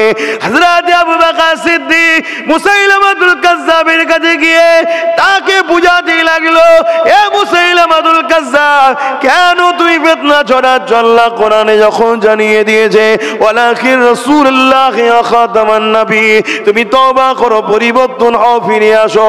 মুসাইলামাতুল কাজ্জাব আবু বকর সিদ্দিকের কথা শুনছে না। সে সামনে দিকে তাকিয়ে দেখছে আবু বকরের সাথে মাত্র 10,000 রয়েছে, আর আমার সাথে 90,000 রয়েছে। আমার সংখ্যাটা বেশি, আবু বকরের কম। আমার সৈন্যদের হাতে অস্ত্র রয়েছে, আমার দিকে বিদেশি শক্তিরা রয়েছে। কেন আমি আবু বকরের কথা শুনবো? এর বিরুদ্ধে আমি লড়াই করে এদেরকে মিটিয়ে দেব। মনে রাখবেন, কিছু মানুষ ক্ষমতার অন্ধকারে পড়ে যায়, ক্ষমতার জোরে অন্ধকারে পড়ে যায়। মুসাইলামাতুল কাজ্জাব ক্ষমতার জোরে অন্ধকারে পড়েছিল, হামলা করে দিতে বলল মুসাইলামাতুল কাজ্জাব। এ যুবকেরা, তরুণেরা, হযরত আবু বকর সিদ্দিক 10,000 সাহাবাদের ডিফেন্সে দাঁড়িয়ে গেলে তারা হামলা করতে লেগেছে, ডিফেন্স করতে লেগেছে, হামলা করতে লেগেছে, ডিফেন্স করতে লেগেছে। কিন্তু আমার আল্লাহ তিনি শাইউন কাদির, ফাইসাল্লাহ তিনার হাতে 90,000 মুসাইলামাতুল কাজ্জাব সহ তার সৈন্যবাহিনীকে 10,000-এর মাধ্যমে আল্লাহ পাক জাহান্নামে পাঠিয়ে দিয়েছিল। আরো জোরে বলুন সুবহান।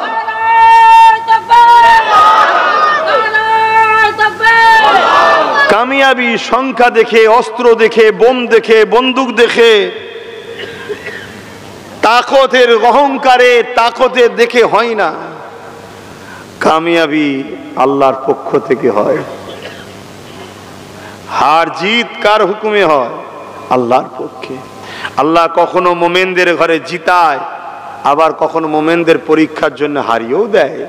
কিন্তু ইতিহাসের পাতা বলছে, যারা ইসলামকে মিটাতে গেছে, নবীর শানে গুস্তাগি করেছে, আমার আল্লাহ তাদেরকে মিটিয়ে দিয়েছে। জোরে বলুন সুবহানাল্লাহ। এতটুকু মনে রাখবেন, আমার দেশে একজন রাজা ছিল আকবর। আকবর নামটা শুনে মনে হচ্ছে মুসলমান, কিন্তু শয়তান বেঈমান ছিল। সে কোরআনের বিরুদ্ধে একটা কিতাব বার করেছিল, দ্বীনে ইলাহি। দ্বীনে ইলাহি বলে একটা কিতাব বার করেছিল। তার লক্ষ্য ছিল কোরআনকে মিটিয়ে দেবো। যেমন আজকে অনেকে লক্ষ্য করছে না কোরআন মিটাবো, বলছে না, বলেনি?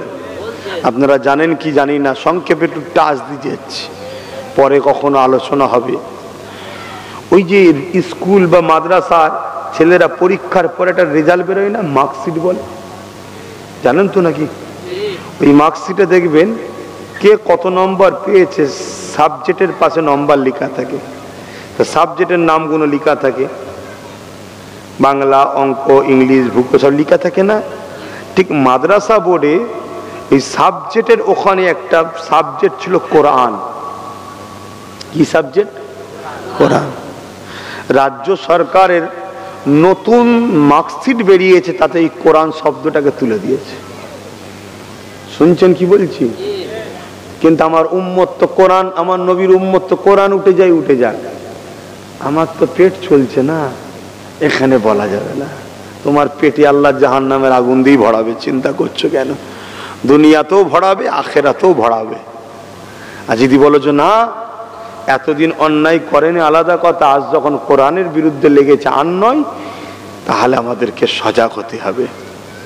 যেমন কেন্দ্র সরকার ইসলামের দুশ্মন, মসজিদের দুশ্মন, মাদ্রাসার দুশ্মন, তাই কেন্দ্র সরকারকে কোনোভাবেই আমরা অ্যাকসেপ্ট করতে পারি না, কেন সে ইসলাম, কোরআন, দ্বীনের দুশ্মন। ঠিক না বেঠিক গো? ঠিক তেমনই আজকে রাজ্য সরকারও সে কোরআনকে মিটাবার জন্য কোরআনের বিষয়টাকে তুলে দিয়েছে। আমার এই কথাটাকে তুমি যাও না, খোঁজ করো, দেখো ভুল বলছি কি।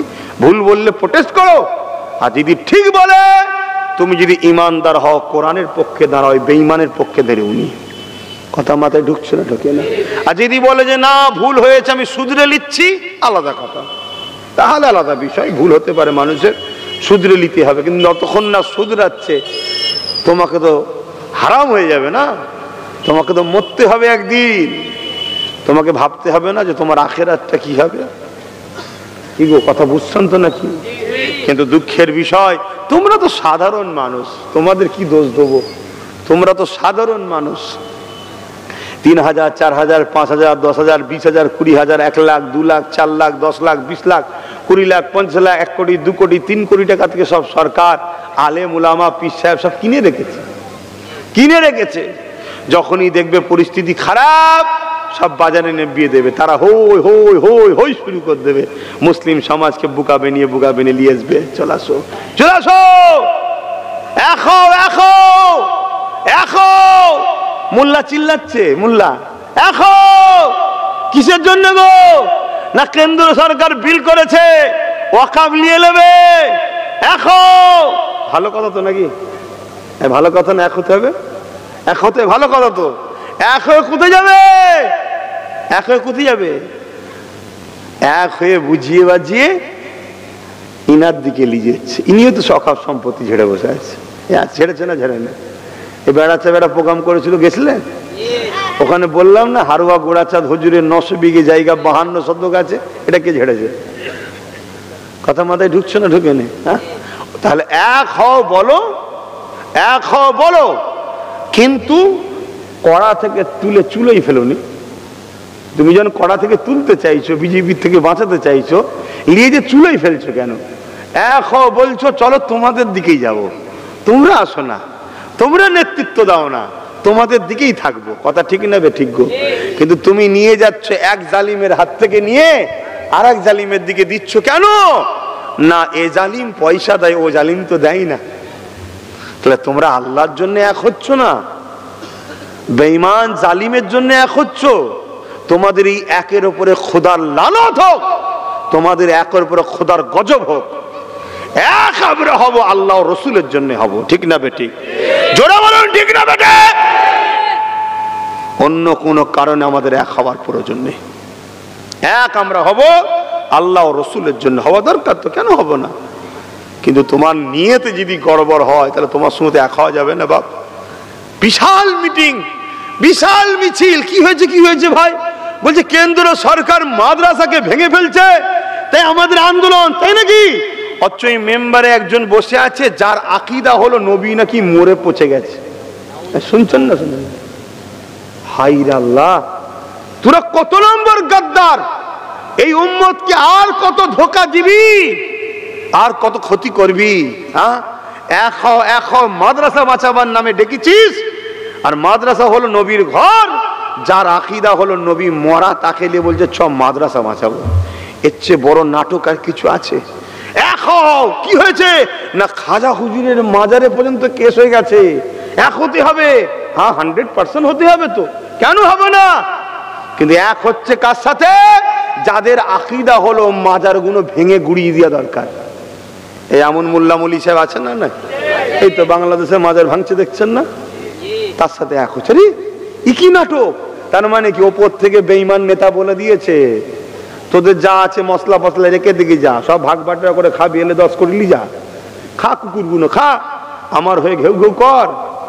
কথা বুঝে আসছে না? নাই লিয়ে যে কথা কি কষ্ট হচ্ছে? মসজিদের জন্য বলছি, মাদ্রাসার জন্য বলছি, কারণ যে জায়গায় দাঁড়িয়ে আছি এই জায়গায় যদি একটা ভুল পদক্ষেপ লিয়া হয়, মসজিদ মাদ্রাসা তো যাবে, কিন্তু আমার আল্লাহ নতুন প্রজন্মের দ্বারা আবার তৈরিও করে নেবে। কথা মাথায় ঢুকছে? কিন্তু তোমার আমার আর বাঁচার রাস্তা থাকবে না, তোমার আমার বাঁচার রাস্তা আর থাকবে না। কেন? তোমার আমার ওই যে নাগরিকত্ব আছে না, ওই যে কি কম সব বলে Aadhaar card, voter card, PAN card, এ তো বলছে কোনো নাগরিকত্ব নয় বলছে। তুমি যে ভারতীয় তার প্রমাণ দেবে কি করে? তোমার কাছে আর কি কার্ড আছে বল? কিন্তু কেরলে 1400 বছরের মসজিদ প্রমাণ করছে তুমি ভারতে 1400 বছর আছো। গুজরাটে 1300 বছর মসজিদ আছে, সে মসজিদ প্রমাণ করছে ভারতে 1300 বছর মুসলমান আছে। আমার মালদার আদিনা মসজিদ কিছু কম বেশি 400-500 বছর আগেকার মসজিদ, সেই মসজিদ প্রমাণ করছে ভারতে পশ্চিম বাংলায় 400-500 বছর ধরে মুসলমান আছে। যখন এগুলো মিটে যাবে তখন তুমি আর প্রমাণ দেখাতে পারবে না, তোমাকে বলবে স্বাধীনতার পরে পাকিস্তান, আফগানিস্তান, বাংলাদেশ থেকে এসছিস। হয় ডিটেনশন ক্যাম্পে, আর না হয় বলবে মেথরের তো লোক লাগবে, মুচির তো লোক লাগবে, লাগবে না? লাগবে না? কাজ করতে তো লোক লাগে, ওই লেবার হিসাবে রাখবে, নাগরিকত্ব পাবে না। যেমন সৌদি আরবে দেখবেন একটা সিস্টেম আছে, সৌদি আরবে আকামা সিস্টেম, যে যেখান থেকে যাক, যত ভিআইপি হোক, সৌদিতে বিজনেস করবে, ঘর করবে, থাকবে, থাকো, কিন্তু নাগরিকত্ব পাবে না। ওই আকামা, আকামা মানে একটা কোনো নাগরিক তাকে একটা সিগনেচার করে একটা কার্ড দেবে, অর্থাৎ একটা সৌদির নাগরিক সে দায়িত্ব নিচ্ছে, একে আমি থাকার ইজাজত দিচ্ছি, একে আমি থাকতে দিচ্ছি, একে আমি বিজনেস করতে দিচ্ছি, জমি জায়গা যা কিনবে, ঘর বাড়ি যা করবে ওই সৌদির লোকটার নামে হবে, শুধুমাত্র তুমি ব্যবহার করবে। যে কোনো দিন, যে কোনো টাইম তোমাকে যদি মনে হয় ডাউটফুল, ব্রো সব রয়ে যাবে। কিছু মাথায় ঢুকছে? অতএব বাপ ব্যক্তিগত কারোর সঙ্গে আমার রাগও নেই, বন্ধুত্বও নেই, একটু সাবধান হন, একটু সতর্ক হন। হ্যাঁ, আমি আবার বলছি, কেন্দ্র সরকার যে চক্রান্ত করছে এতে পুরো দেশটা ধ্বংস হয়ে যাবে। কেন্দ্র সরকার যে চক্রান্ত করছে আমার সংবিধানের বিরুদ্ধে, কেন্দ্রের জালিম অত্যাচারী মোদী সরকার যে চক্রান্ত করছে, এটা আমার ইসলামের দুশ্মনী করছে। ওরা জীবনের শেষ নিঃশ্বাস পর্যন্ত প্রত্যেকটা উম্মত ইমানদারকে ওদের এই অন্যায়ের বিরুদ্ধে লড়াই করা ফরজ আমাদের জন্য। কথা বুঝে আসছে না? না, কোনো সন্দেহ নয় এতে। কিন্তু তা বলে এটা নয় ওর বিরোধী করে সবাইকে বুঝিয়ে বাজিয়ে আমার বিরাট পীর গোরাচাঁদ আব্বাসী হুজুরের 900 বিঘে জায়গা যে খেয়েছে তার কোলে তুলবো, এটা সভ্যতার নাম নয়, এটা দালালির নাম। কথা মাথায় বুঝছেন না? বোঝেন না? এটা ইসলামের পক্ষে কাজ হলো না, এটা ইসলামের বিরোধী দেখিয়ে আর এক বিরোধীর কোলে নিয়ে যাওয়া, একে বলা হয় মুনাফিকি। এই মুনাফিকি থেকে সতর্ক হন। কথা বুঝে আসছে? আমাকে অনেকে বলছে এক হওয়া দরকার নেই। হ্যাঁ, 100 বার আমি একের পক্ষে, 100 বার একের পক্ষে, কিন্তু একের মূল লক্ষ্য থাকবে মুহাম্মদুর রাসূল সাল্লাল্লাহু আলাইহি সাল্লাম। নেতা আমাদের হুজুর, নেতা আমাদের হুজুর, নকশা ওটা, লক্ষ্য ওটা, সেন্টার ওটা, সব কিছুর মূল হুজুর আল্লাহ বানিয়েছে। তা এক হব কেন হব না? হওয়ার তো দরকার। এই সময় যদি এক না হও তো কবে হবে এক? কিন্তু কার সাথে এক হব? কার সাথে এক হব? যে আমার নবীর মাদ্রাসার শিক্ষা মিটিয়ে দিচ্ছে তার পক্ষে তুমি গুণ গাইবে, আমি তোমার সাথে দেখাবো? এই বলেন, হতে পারবো? আমি আপনারা আওয়াজ দেন, হতে পারবো? কিন্তু আমি ইতিহাস জানি, সংখ্যা কমেতেই আমরা কামিয়াবি হয়েছি। কামিয়াবির জন্য এক হওয়া বড় কথা নয়, কামিয়াবির জন্য আল্লাহকে রাজি খুশি করাটা হলো বড় কথা। জোরে বলুন সুবহানাল্লাহ। আল্লাহকে রাজি করো, আল্লাহকে খুশি করো, আল্লাহর পক্ষে দাঁড়াও, রসুলের পক্ষে দাঁড়াও, তবে তো আল্লাহর পক্ষ থেকে কামিয়াবি আসবে, ফতে আসবে। এরপরও তোমার যদি মনে হয় লোহা কাটতে গেলে লোহা লাগবে, হ্যাঁ সে লোহা তুমি নিজে তৈরি করো না, তুমি তৈরি করো, আমি তোমায় সাপোর্ট করব। কথা কিছু বোঝায় ঢুকছে না? ঢুকে না? হ্যাঁ, কিন্তু না বাপ, তার সাথে এক হওয়া যাবে না। এতে যদি বরুণীর কি বলে উত্তর বরুণী, দেগঙ্গা, উত্তর 24 পরগনা, পশ্চিম বাংলা সমস্ত মুসলমান যদি আমাকে বয়কট করে, আলহামদুলিল্লাহ খুশি মনে বলে যাচ্ছি, আপনাদের মুখের দিকে তাকিয়ে দেখবো না, তথাপি আমি আল্লাহ রসুল কেড়ে থাকবো, একাই থাকবো। কথা মাথায় ঢুকছে না? ঢোকেনি? হ্যাঁ, আমারও এক হওয়ার পক্ষে, আমি এক হওয়ার বিরুদ্ধে নয়, কিন্তু মোমেনের সাথে, মুনাফিকের সাথে নয়। আশ্চর্যের বিষয়, আজকে কি পরিস্থিতি একটা এসে গেল। আজ যখন 2014 থেকে আমি চিল্লাচ্ছিলাম অকাব বাঁচাও, অকাব বাঁচাও, অকাব বাঁচাও, অকাবলে আন্দোলন করো, অকাবকে পুনরুদ্ধার করো, নিজের জিনিস নিজেকে কেড়ে লাও, নিজের জিনিস নিজেকে লড়াই করতে হবে, নিজের জিনিস নিজেকে করতে হবে। যেখানে আজকে অকাব বিল তৈরি হচ্ছে অকাবের লুটার জন্য, সে জায়গায় আমাদের কে আছে?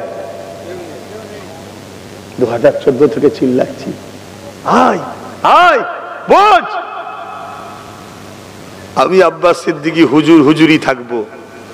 আল্লাহ আমাকে যে কাজ করতে পেটিয়েছে আমি সে কাজই করছি, করব। কিন্তু ঘর তো তৈরি করলাম, মসজিদ তো তৈরি করলাম, মাদ্রাসা তৈরি, এর পাহারাদার কই? এর পাহারাদার কই?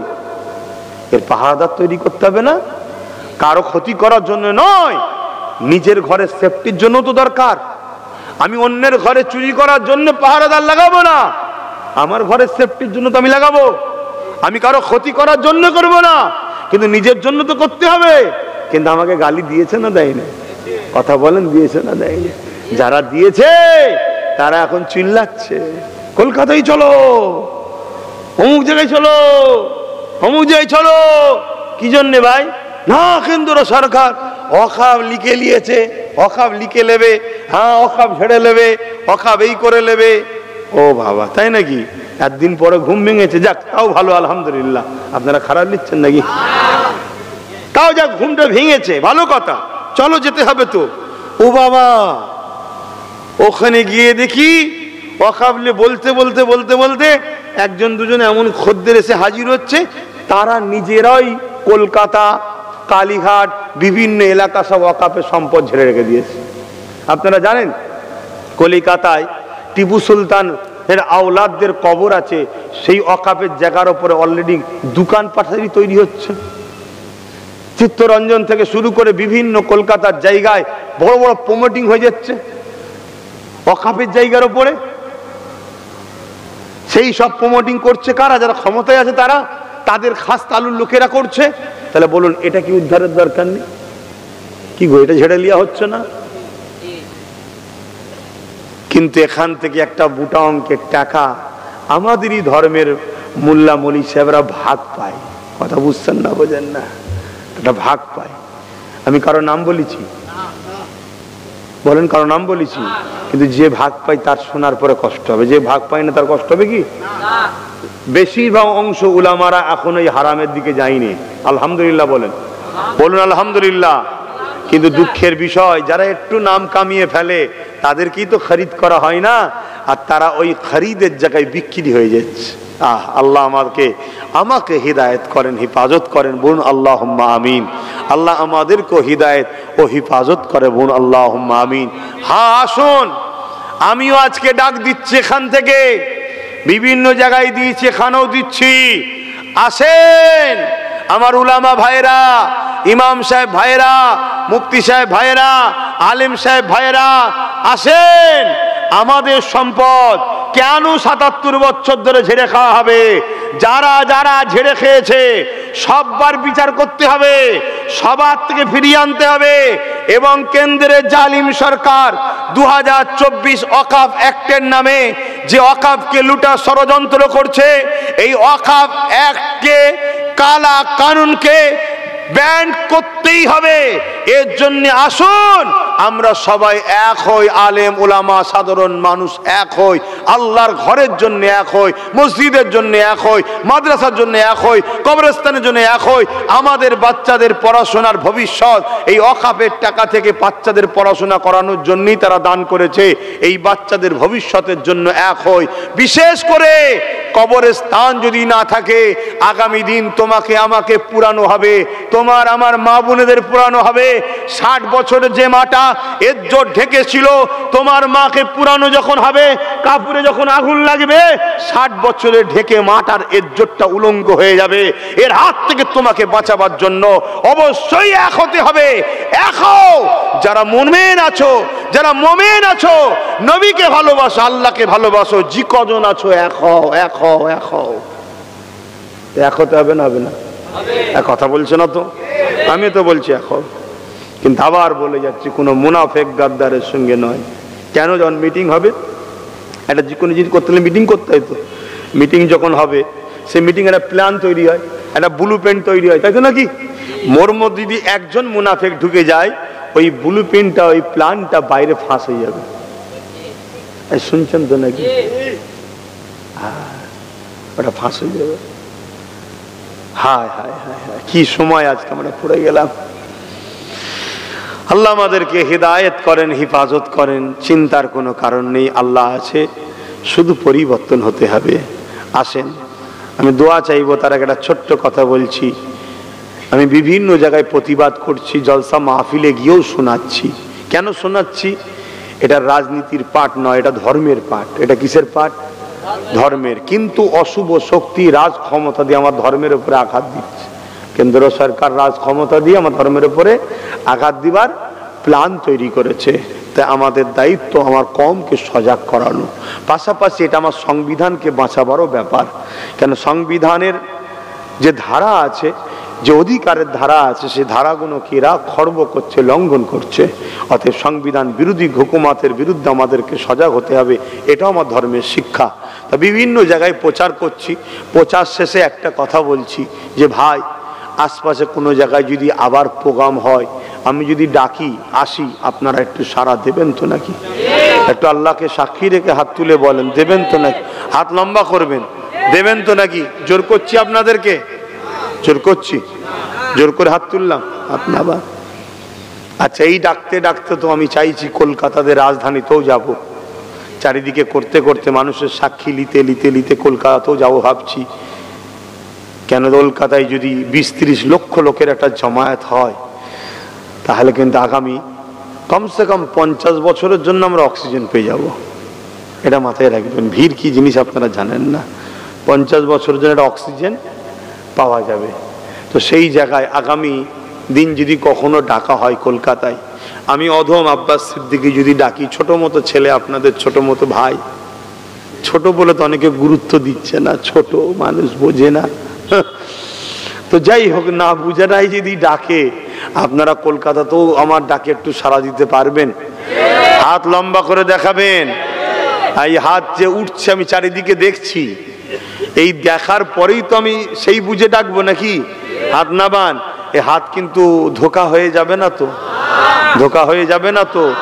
কিন্তু মনে রাখবেন, একটা ষড়যন্ত্র চলছে। কি ষড়যন্ত্র?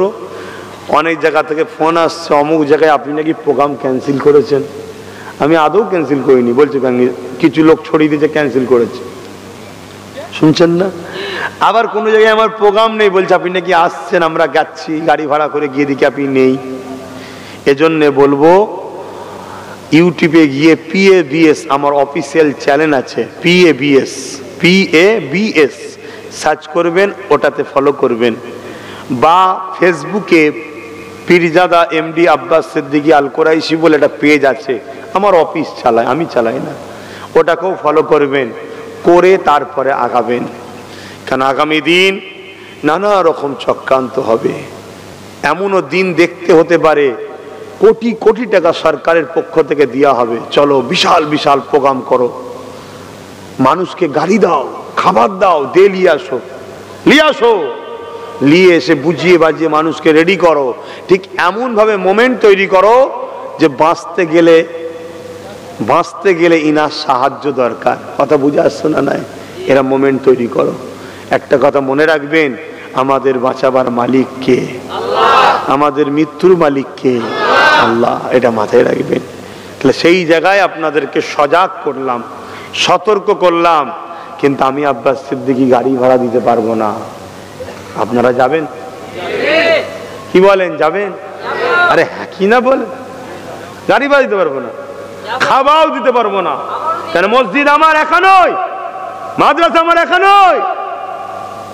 আমি কোন তোমাকে ডেকে নিয়ে বিশাল জমায়েত করে কেন্দ্রের সরকারের বিরোধী করে অন্য কারো হাতে ওয়াকফকে তুলে দিয়ে সেখান থেকে মোটা অঙ্কের পানিশমেন্ট লোভের জন্য ডাকছি না। আমি তোমায় ডাকবো, যখনই ডাকবো আল্লাহ রসুলের জন্য ডাকবো, আমার তোমার হককে বাঁচাবার জন্য ডাকবো, নিজেদের হাতে নিবার জন্য ডাকবো। কোন বেঈমানের থেকে কেড়ে অন্য বেঈমানকে দিবার জন্য ডাকবো না। আমি কেড়ে নিয়ে মোমেন মুসলমান আমরা আমাদের হাতে আমাদের সম্পদ রাখবো। দরকার আছে না? নাই। কোটি কোটি টাকার সম্পদ, যে সম্পদ আমার মুসলিম উম্মাহ শিক্ষার জন্য, পড়াশোনার জন্য খরচ হওয়ার জন্য রেখে গেছে আমাদের পূর্বপুরুষরা, আজকে সে সম্পদ লুটপাট হয়ে যাচ্ছে। আল্লাহ আমাদেরকে বুঝার তৌফিক দেন, হিদায়েত করেন। বোন আল্লাহুম্মা আমিন। তো যাক, খাস সাবরে সানি দুয়ার মাহফিল প্রতি বছর হয়ে থাকে, এই বছর আসলো। সামান্য 10 মিনিট এই ওয়াকফ নিয়ে একটু বললাম। আশা রাখছি আপনারা ডাকলে যাবেন, তাই তো নাকি? একটু দাঁড়িয়ে যান। ইয়া নবী সালাম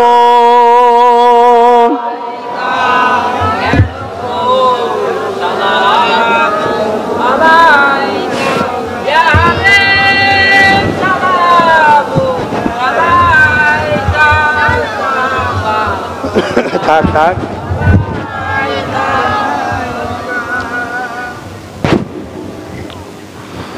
طلع البدر علينا من ثنيات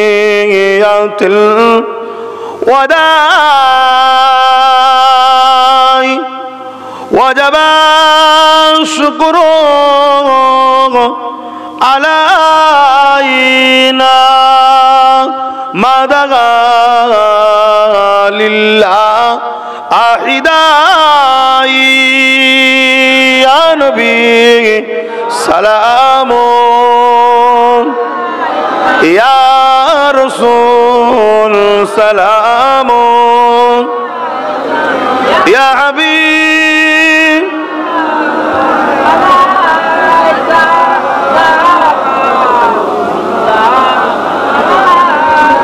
يا نبي মদিনা হতে সব কিছু পারেন দেখিতে,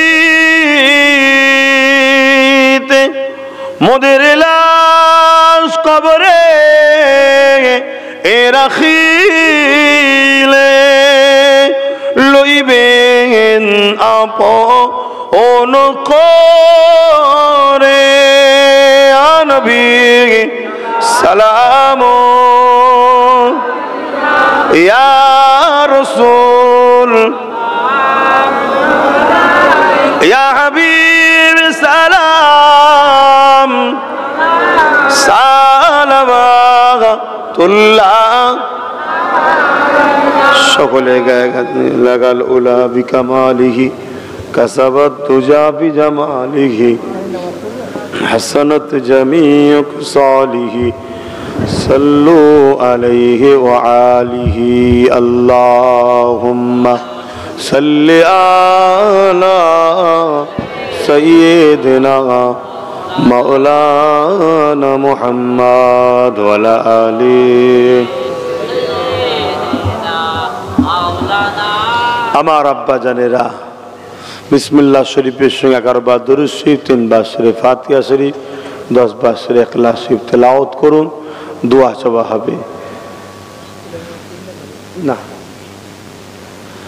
তেলাওয়াত করুন, দোয়া চাওয়া হবে।